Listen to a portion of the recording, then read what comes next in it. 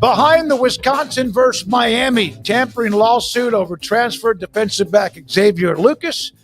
That was months in the making. Here's John Talty, does an incredible job covering college football. He joins us on 365 Sports. So was the story, once you looked into it, what you thought it was going to be, or is there something much juicier to this?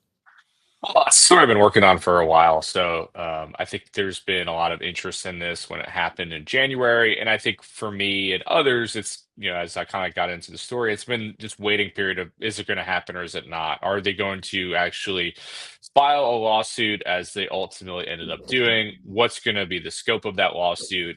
And I think a key piece of it, and we know what they ended up doing, but I think a key piece was, are you going to actually sue another athlete? As they could have done of Xavier Lucas? Are you going to sue the school? Are you going to sue a collective? There's all these different kind of moving pieces to it.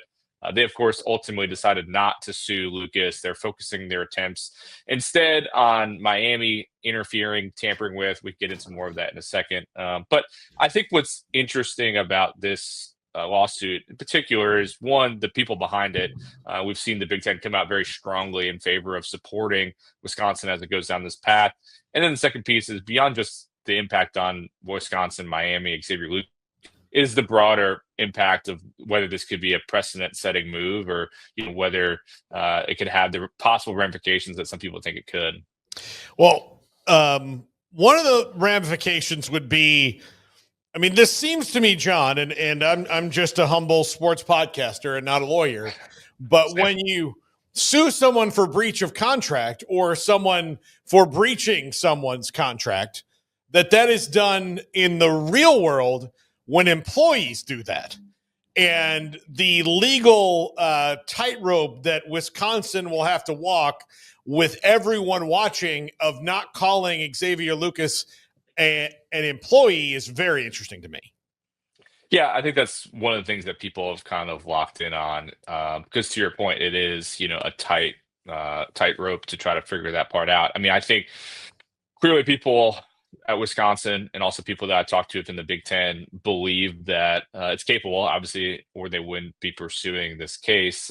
They think it's essentially, that not every contract that is enforceable should have to be related to employment, and that, you can sign a contract in all kinds of different ways, and that it should still be binding and enforceable in that way.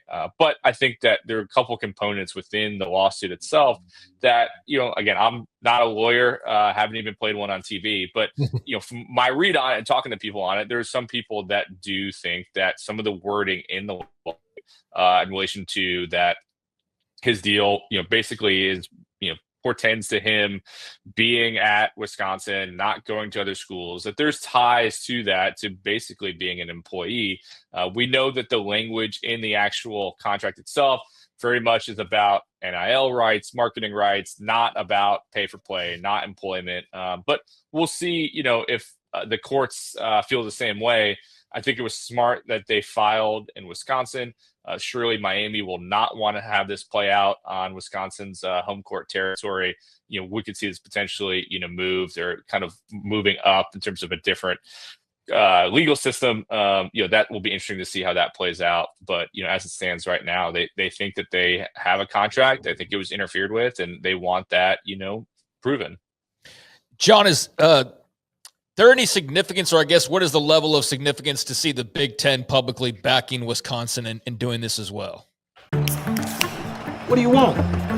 What's that really good non-alcoholic beer I keep hearing about? Do you have that really great non-alcoholic beer that I keep seeing? Do you have a non-alcoholic beer that actually tastes good? It's athletic. You're holding it. You mean athletic? You're looking at it. I think you mean athletic.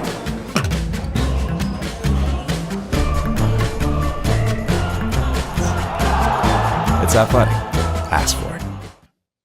I think it's very significant. And I think that it shows that the Big Ten, is lending its support. And I think it wants to see this happen because, a key component of this deal is that most of the Big Ten, if not all of the Big Ten schools, are using basically a Big Ten templated revenue share agreement. There's some SEC schools that have kind of an SEC version. ACC schools are kind of doing their own thing, but the Big Ten, by and large, are using this format. And if it's not worth this weight, I guess, in paper, then it could impact the rest of the conference. And so I think that they view this as a important moment for Wisconsin to try to defend not only itself, and it being, of course, very upset they lost what they think is a key piece of their future roster to Miami and that was tampered with, but also to defend the value of this contract for all the other Big Ten schools. That's why I think that they would like to see this play out, why they've made what I think are kind of rare public statements supporting not only, when it initially happened, supporting Wisconsin, but now supporting them filing a lawsuit. You don't see that happen very often. I can't at least think of moments where one school suing another Power 4 school was publicly endorsed by its conference. I think it speaks to what they think is the importance of this case and them defending the legality and value of this revenue share agreement that the Big Ten created and most of its schools are using. We have followed, we've had Darren Heitner on this show, John, at least once or twice, and he's the guy that represents Lucas, I believe, and said that Wisconsin was smart not to sue his client. And you contacted him. Was his answer, this is false and declined comment? He has been, without question, on social media, when we've talked to him, a pro-athlete side of things. He's fought for many of them. Sure. What was your reaction when he did not comment? Was that a surprise to you?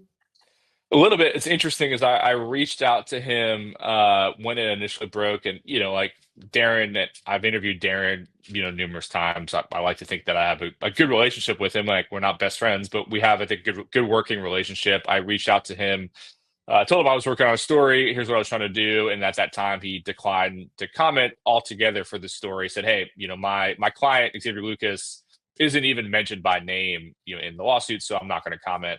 And then I circled back with him the next day. I think it was on 3. Somebody had something related to that. Darren thought there, that specific allegation that a prominent Miami alumnus and Miami coach met with Xavier in his home, that it was false. I reached out to him and he said, yeah, this is false. That's the only comments I want to make on it. I don't want to touch anything else, which, I respect. He's a lawyer. There's probably some legal reasons why he doesn't want to do that. But it is interesting in general that, Darren, I think, is pretty outspoken. He is very active on social media, and he was certainly very active on the front end of this. In January, February, like, I'm going to do an antitrust lawsuit. If they even try to do this, I'm suing for these different reasons. But Darren's a smart guy. I'm sure he's cooking up something. I don't know exactly what that is, but I'm sure, there's something that they're going to do. And I think it's interesting, to the best of my knowledge, and I reached out to them as well, I don't think Miami has really publicly commented on it either. So I think that's also been interesting. We'll see, what Miami's response is. They might be filing in a Florida court their own kind of response, trying to move the case there. We'll see kind of what those next steps are.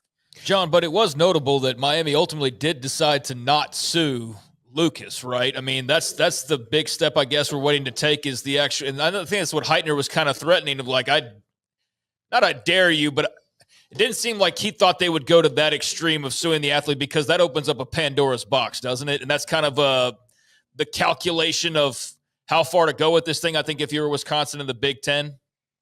Yeah, it's really hard. And I from talking to people involved, that was a consideration. And I think, talk to someone directly involved in it. And I think it's one of those situations where it'll be interesting to see when and if that changes. And just, it's a little bit inside baseball stuff here, but I can think to, I covered recruiting for a really long time, and it was always about, you never really wanted to spoil a kid's commitment, right? If a kid had a commitment announcement done, you wanted that kid to be able to do it himself. You didn't want to spoil it. But I think that's changing now, because now that kid might be getting $1 million contract, and it suddenly becomes more of a financial decision and a business decision and a free agency type move, the way we might cover the NBA or NFL, than maybe just a high school commitment. And so I think we've seen some shifting of, all right, that's off limits, and now it's fair game. And I think some of that's starting to happen right now with this as well, where, typically these are college kids. They were treated as college kids.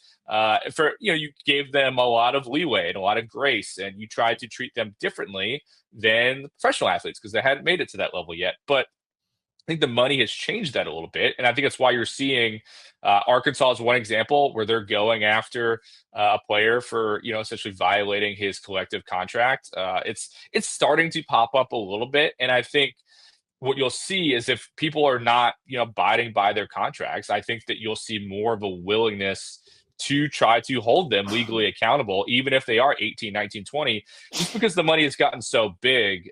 So, right now we've seen half measures. I think this is kind of a half measure in which, they're essentially suing about Xavier Lucas. They're not suing him directly, but I wouldn't be surprised if a situation like this arose in the future, whether a school might be more direct in going after that player just because of the amount of money that's at stake and the feeling that this is not amateur sport anymore, that it's become more professionalized and that it should come with some of the accompanying responsibilities that come with that.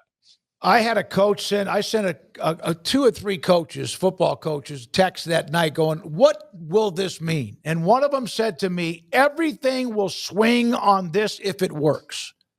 As far as if Wisconsin wins the lawsuit. Did anyone tell you that, or have you heard that from feedback from others? Yeah, I mean, it's a huge. I think it could go either way, right? It could swing a positive way. It could swing a negative way. I think that there's serious risk here, and we've hit on a couple of them, and I mentioned them in the story. But the employment thing. There's some people who think that this opens the door even more for some of the employment-related issues that have continued to pop up. I think that clearly tampering is at the crux of a lot of this argument. A judge could rule that doesn't matter, that it might be against NCAA rules, but that essentially it's not, a big deal, or that what they did does not constitute tampering. So that could have an impact on things. And then, the biggest, I think, thing right now is with the transfer portal, that coaches badly want control right now. We know that, I've written about plenty of them, Kirby Smart and others, who want to limit the transfer portal windows, try to have more control. They want contracts to be able to hold guys multiple years. They want to have some idea as to what their roster is going to look like beyond tomorrow.